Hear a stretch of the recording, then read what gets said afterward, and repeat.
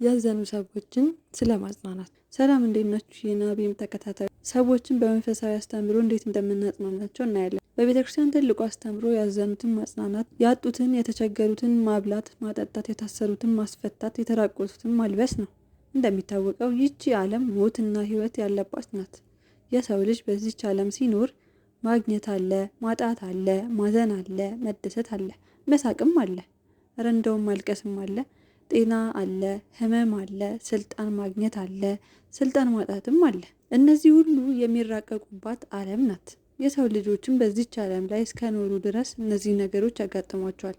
እንግዲህ ስለ ሀዘን ስናነሳ የሀዘን ደረጃው ይለያይ እንጂ ሁሉም ሰው ያዝናል።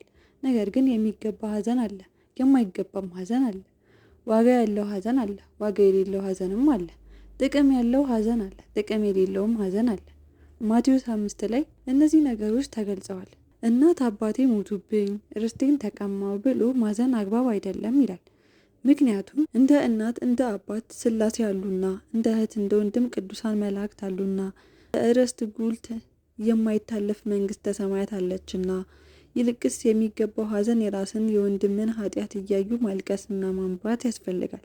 ልክ እንደነ ዳዊት እንደነ ጴጥሮስ የወልደ እግዚአብሔር ሞት መከራ እያሰቡ ማልቀስ እንደነ ዮሐንስ ማልቀስ ማንባት የሚገባ ሀዘን ነው።